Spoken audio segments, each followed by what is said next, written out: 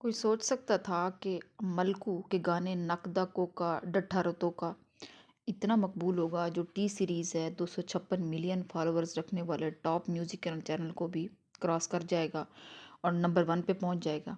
ये करिश्मा कैसे हुआ?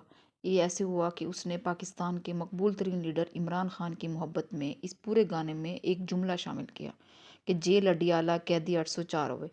अब इमरान खान की मोहब्बत में गाए इस गाने ने टी सीरीज समेत तमाम गानों की मकबूलियत के अगले पिछले रिकॉर्ड तोड़ दिए।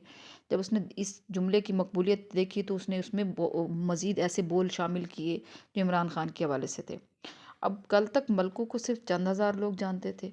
इस मोहब्बत ने इसको रातों रात शोहरत की बुलंदियों पर पहुंचा दिया।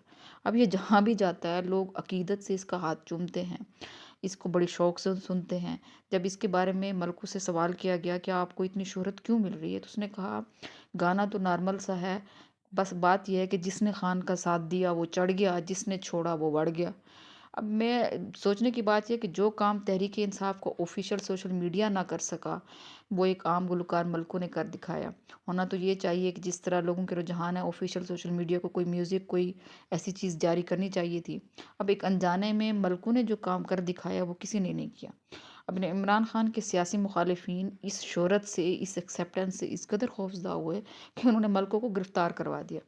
जब उनकी गिरफ्तारी पर शदीद तनकीद होने लगी तो उसको छोड़ दिया।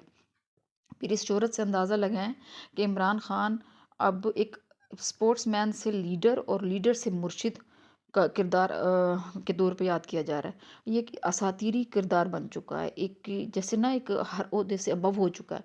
और लोगों की एक्सेप्टेंस का लेवल देखें, लोगों की उनसे मोहब्बत और मकबूलियत का अंदाज़ा, रुझान का अंदाज़ा लगाएं कि वो इमरान खान को किस दर्जे पर देखते हैं।